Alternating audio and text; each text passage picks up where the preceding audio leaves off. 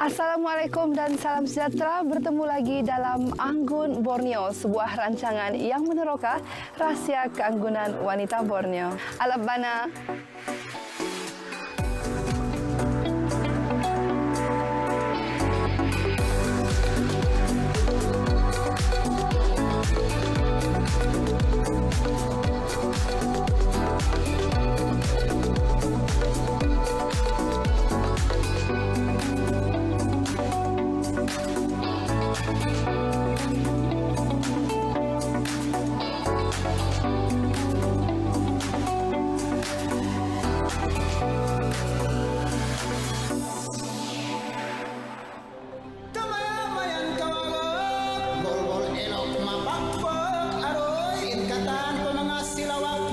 Minggu ini saya berada di Kota Belud. Untuk episod kali ini, saya akan meneroka bagaimana wanita kaum Bajau Sama menjaga keanggunan mereka.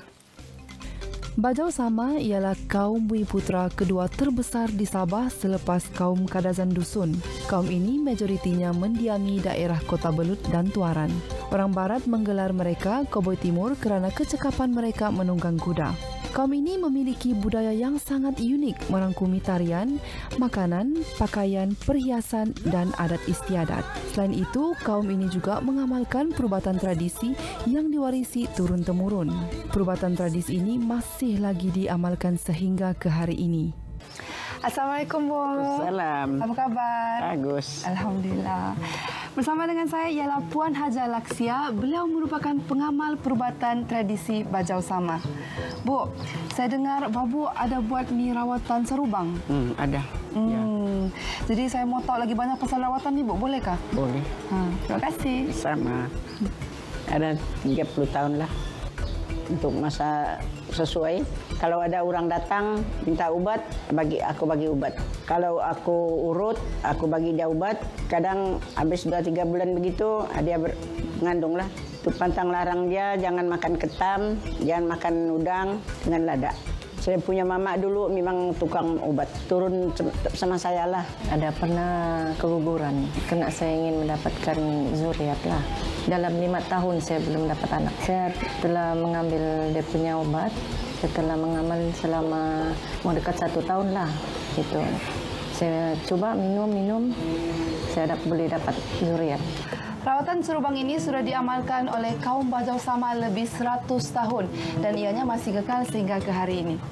Bu, jadi untuk rawatan ini apa bahan-bahan yang kita perlu? Dia punya akar ini rebus, akar dia ini batang dia. Ini Jadi, akar pokok apa, Bu? Pokok ini akar dia nama sumping telang. Diambil akarnya? Ambil, potonglah begini, rebus. Ini dia punya akar nih, kegunaan dia, Bu, untuk apa khasiatnya? Untuk itulah kalau kita tidak dapat macam anakan, minum inilah, tapi macam dia kena urut kita dulu.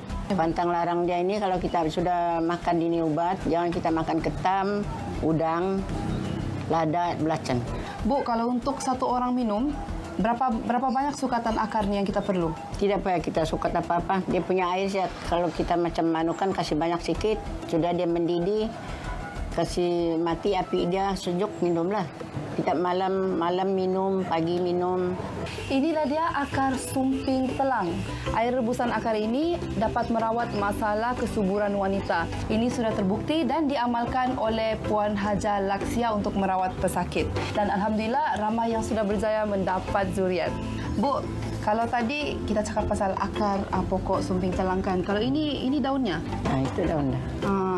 Ini daunnya, Bu, apa kelebihan dia? Apa khasiat dia? Ini khasiat dia, kalau macam budak, macam kembung, kalau kita orang tua pun, kalau kembung perut, boleh juga ambil ini. Dia tidak direbus sama? Tidak direbus, susun saja di begini. Kalau malam kan, kita susunlah malam gitu. 5 lembar dia kita susun di perut. Tiada kegunaan lain lah untuk buang angin saja. Buang angin saja.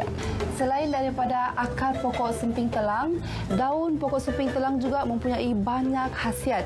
Antaranya ia mampu merawat masalah perut kembung. Selain daripada akar ni mampu rawat masalah kesuburan, apa lagi yang boleh dirawat oleh oleh akar ni, Bu? Kalau kita datang putus sakit. Iya, Bu. Jadi kalau kita minum ini, itu dia hilang, tidak sudah sakit. Sebelum minum air rebusan akar sumping telang, rawatan serubang dimulakan dengan urutan terlebih dahulu.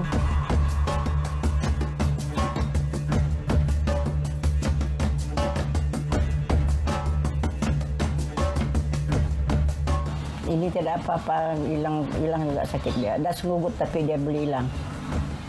Tidak apa-apa lagi ini. Selain daripada rawatan serubang, Puan Haja Laksia juga merawat ibu-ibu baru bersalin dan baru habis berpantang dengan cara urutan.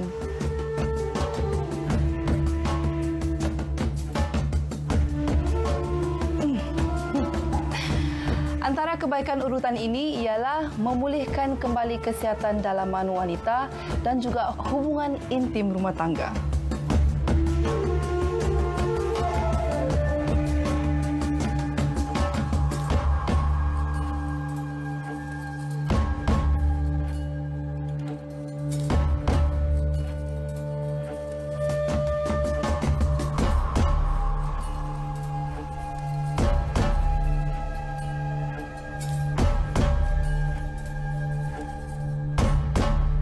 Mana-mana pesakit yang tidak percaya kepada rawatan ini ataupun mengelak daripada meminum air rebusan dari akar sumping telang ni, bila mereka datang sekali lagi untuk minta rawatan daripada Haja Laksia, akar yang Haja cari di hutan tidak akan tercabut.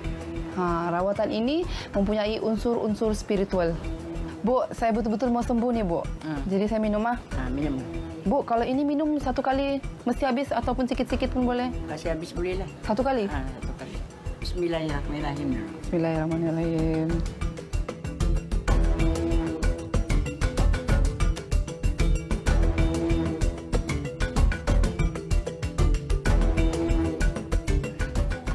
Bu habis, Bu. InsyaAllah habis. Amin, mudah-mudahan sembuh.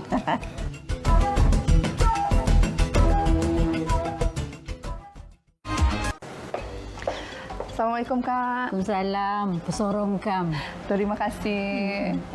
Bersama saya ialah Puan Haslina Oli. Beliau merupakan wanita ikon kita untuk episod kali ini. Dan beliau juga merupakan Naib Presiden Persatuan Saman Sabah. Kak, saya mau tahu banyak lagi ni pasal kakak ni, Kak. Boleh? Boleh, insyaAllah. Sila kita masuk di dalam. Terima kasih.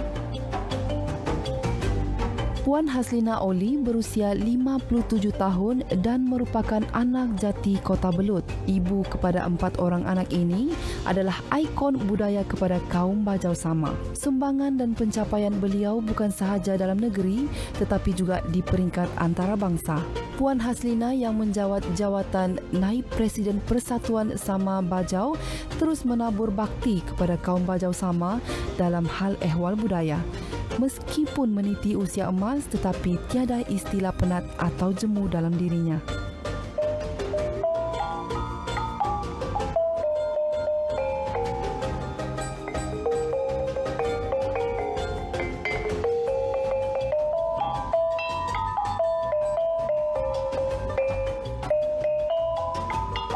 Sejak 2014. Sekarang ini sudah ketiga penggal Naib Presiden 2 lah. Saya melihat budaya ini memang cantik dan unik, penuh dengan warna-warni dan dia adalah budaya suku saya. Jadi saya terdorong untuk memeliharanya. Saya terlibat dengan budaya ini sejak saya masih lagi remaja lah. Tetapi saya tidak fokus dengan satu budaya. Saya terlibat banyak budaya. Buat kajian banyak budaya hinggalah saya fokus kepada budaya suku saya, suku Sama. Sejak saya melibatkan diri dalam budaya, saya sentiasa membawa budaya-budaya ini ke luar negara. Tetapi sekarang ini saya fokus kepada budaya suku Sama. Contohnya saya bawa ke Pesta Gendang Dunia yang memang khusus daripada gendang Kota Belud. Pesta Gendang Dunia itu di Kelantan. Tahun 2015 dihadiri 18 buah negara. Saya pernah membawa budaya ini pertama sekali saya di Eropah, Italy selama 3 bulan dan pernah ke Turki juga. Di luar sana respon memang sangat menggalakkan. Kita diminta untuk mengulang lagi. Diorang memang suka sebab diorang kata colourful itu memang diorang minat lah. Kak, yang di belakang kita nih Kak, ini apa nih Kak? Ini adalah usungan. Usungan. Ya, usungan. Usungan ini hanya dipakai oleh keturunan kedatuan lah. Jadi kedatuan ini tidak semestinya suku sama. Suku Iranun pun ada keturunan kedatuan. Ini dipakai untuk mengangkat pengantin lelaki ataupun pengantin perempuan sekali lah. Dan semasa kematian juga gunakan usungan ini, tetapi dia ada dekorasi yang lain, berbeza. Dan usungan ini memang digunakan oleh keturunan kedatuan itu saja. Tidak ada daripada keturunan lain. Oh, kalau golongan biasa maksudnya tidak akan guna usungan ni lah. Sekarang ini ada golongan yang gunakan, dia terpaksa minta kebenaran kepada ketua suku lah, makna dia ketua yang pegang adat. Sukanya itu memang banyak. Hampir seluruh dunia suka kepada budaya kita. Dukanya itu kadang-kadang apabila budaya itu mix up, suku-suku yang berada di sini ni bercampur aduk budaya dia. Itu yang menyebabkan saya rasa sedih. Tengah orang tidak dapat mengasingkan ini budaya suku apa dan ini budaya suku apa. Misi kita ini memang kita mempertahankan budaya suku sama itu, menceritakan apa yang sebenar suku sama itu yang kita kekalkan Ghazana ini. Dan kita punya misi baru-baru ini, kita mengubah contohnya majlis convocation. Kita akan ketengahkan budaya sama itu, pakaian dia untuk perarakan di dalam majlis itu. Dan juga setiap convocation di luar negara, apabila orang yang terlibat itu, saya akan bagi cadangan untuk membawa pakaian suku, tidak semestinya suku sama lah. Prinsip kita kena cekal, jangan terikut-ikut, ambil yang asli budaya ini, jangan kita ubah. Kita akan sentiasa cari ilmu untuk mengekalkan budaya kita itu. Apabila masa saya dengan keluarga, saya kena betul-betul kualiti masa saya dengan keluarga. Saya tidak akan mencampur adukan masa kerja. Saya pernah menerima apabila orang kata Malaysia, orang pertama yang menjejakkan kaki ke satu hall Italy di San Marco. Saya mewakili negara saya menyampaikan hasrat saya dalam acara itu, berbahasa Melayu. Apabila saya balik ke Malaysia, sebenarnya orang Malaysia belum pernah berpijak di situ. Orang pertama saya pun tidak tahu, selepas itu dia orang bagi saya satu anugerah lah yang dipanggil wanita pertama. Pesanan saya kepada generasi muda, jangan lupakan, malah kalau boleh sentiasa bawa budaya ini ke tengah. Pun jangan terikut-ikut dengan budaya moden ke apakah, jangan campur aduk. Antara kejayaan yang paling besar yang saya tahu adalah dia membawa suku kaum Sama ni dikenali di mata dunia. Mama ni dia seorang yang suka tolong orang, dia tidak kira siapa. Susah untuk menolak kalau orang minta tolong. Dia selalu pesan dengan kami, bila kita berada di luar, jangan kita bagi beban dengan orang lain. Walaupun kita bawa diri kita, tidak kisahlah pergi manapun. Pesanan saya ada wanita-wanita luar sana, yang paling penting kita kenalah mencari ilmu, berwibawa, kerja keras untuk mengubah diri.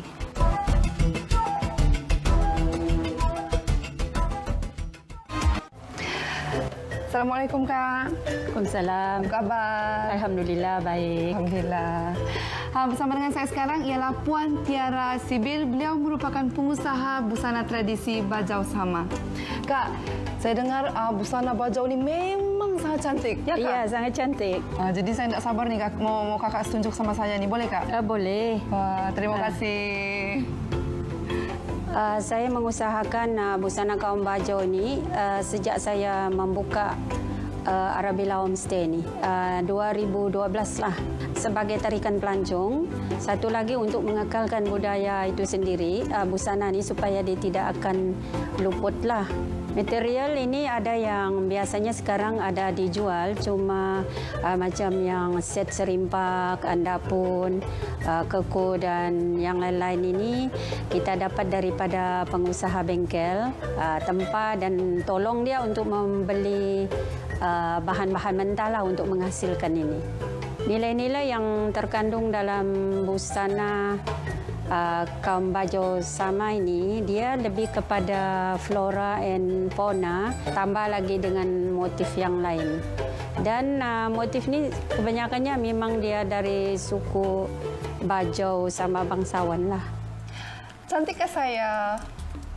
Kak, cantik ke saya, Kak? Cantik bah, lawa. Inilah pesona wanita Bajau Sama bila memakai busana tradisi. Warna dan aksesori yang saya pakai ini bukannya dipakai sembarangan, tetapi ada maksudnya yang tersendiri. Kak, saya nak sabar nih Kak mau tahu pasal busana tradisi Bajau Sama nih. Boleh Kak? Boleh. Kak, okey, sekarang busana yang saya pegang sekarang nih, busana ini dipanggil apa? Ini baju sampit.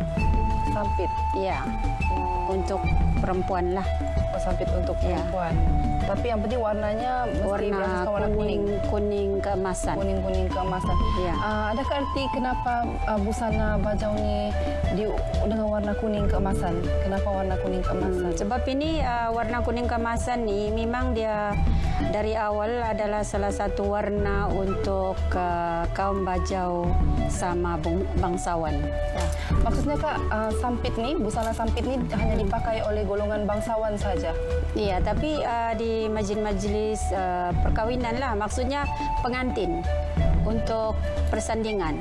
Oh, sampit ini hanya dipakai untuk majlis perkawinan saja? Iya, majlis perkawinan. Kak, kalau kita tengok di bagian leher ni ada corak dan warna seakan-akan keemasan. Kalau dulu ini diperbuat daripada apa? Kalau dulu, sekarang dia sudah sediakan. Kalau dulu dia memang ada benang emas. Benang emas ni dibuat aksesori. Sebenarnya ini sebagai satu hiasan dan dia disulam. Kalau dulu ya, sebab itu dia mahal juga sebab dia disulam. Yang sekarang ni dia sudah ada yang disulam sedia. Sebab itu kita ambil yang untuk lebih mudah lagi lah. Yang sedia kita guna ni untuk hiasan di sini. Kalau asalnya disulam dulu. Selain daripada butang Betawi yang diperbuat daripada emas, hiasan pada bahagian leher juga diperbuat daripada benang emas. Wah, busana ni memang mahal sebab memang menggunakan banyak emas sebagai hiasan. Kak, adakah warna merah juga melambangkan status bangsawan si pemakai? Iya. Ya. Ya, betul. Selain daripada kuning, merah juga melambangkan. Tapi yang merah ni hanya untuk kain. Oh. Kain wanita, ya. Okey. Kalau dia pergi kepada warna merah baju, dia pergi dia untuk penunggang kuda. Tetapi walaupun dia merah, sebenarnya dulu mugah. Mugah itu warna merah. Ya. Dia keseluruhan. Ini kita memilih ini sebab warna ini memang warna untuk yang warna asas suku Bajau Sama. 3 warna saja yang dipasangkan dengan sampit, iaitu merah, hijau dan juga kuning. Dan semua kain ini diperbuat daripada tenunan mugah. Sampit tidak sempurna dipakai jika tidak dipakai dengan aksesori. Kak, jadi saya mau tanya nih pasal aksesori yang kita pakai ni. Iya. Yang saya pakai sekarang ni. Jadi yang saya pegang sekarang ni Kak, ini apa namanya? Ini disebut serimpak. Kak, serimpak itu apa artinya? Serimpak ni maksudnya mahkota. Okey, jadi kalau serimpak ni, kalau kita tengok di sini ada corak kan Kak, dipenuhi dengan corak. Ini corak ni bermotifkan apa Kak? Bermotifkan flora dan fauna lah. Panggil kelok paku orang Bajau Sama kata. Dipanggil kelok paku. Ya. Serimpak ni Kak diperbuat daripada apa? Serimpak ni kalau dulu dia memang diperbuat dari emas juga. Cuma yang sekarang ni dia dibuat daripada tembaga dan juga suasa. Kalau dulu bukan mudah untuk membuat serimpak ini kerana ianya perlu diukir dan mengambil masa paling kurang 3 bulan untuk disiapkan. Kalau ini pula Kak, ini aksesori di bahagian hadapan kan? Iya, ini di dipanggil bagian apa? dada. Ini dipanggil andapun. Andapun. Iya. Oh, anda pun sendiri tu ada membawa arti apa-apa Kak? Dia pakai satu aksesori, dia pengganti rantai lah. Biasanya perempuan ni dia pakai rantai. Tetapi ini kita buat, yang orang dulu dia buat Sebagai pengganti rantai lah pada zaman dahulu. Ya. Dan dia pun diperbuat daripada tembaga juga ni. Kalau dulu dia memang diperbuat dari emas lah. Kak, dari dulu memang pakai kain baldu. Iya, dia memang dari dulu pakai kain baldu. Tapi kain baldu ni kalau dulu dipanggil kain keras. Keras. Kak, kalau tadi aksesori bagian hadapan, sekarang ni di bagian pinggang pula. Yang ini dipanggil apa Kak? Untuk perempuan ini dipanggil pertina lah. Pertina. Pertina, ya. Ini kalau kita tengok sini ada corak kan di setiap kepingan-kepingan ni. Ini berlatar belakangkan apa Kak? Sama juga, dia berlatar belakangkan flora dan fauna lah. Dari tembaga lah. Kalau dulu memang aksesori dipenuhi dengan emas kan? Iya. Kak, kegunaan dia untuk apa nih Kak? Okey, pertina ni digunakan untuk tali pinggang perempuan. Macam ni lah yang ni. Digunakan untuk tali pinggang. Untuk mengetatkan ini yang kainnya. Kalau yang di tangan saya ni pula Kak. Ini gelang. Ini dipanggil apa kalau dari bahasa Bajau Sama itu sendiri? Dia panggil gelang juga Gelang ni juga dalam lah. bahasa Bajau. Dan dia pun diperbuat dari emas dan sulau. Disebut sebagai sulau juga. Sebab sulau ini asasnya dibuat daripada kima. Kima yang di laut tu, yang keras, yang kulit dia tu.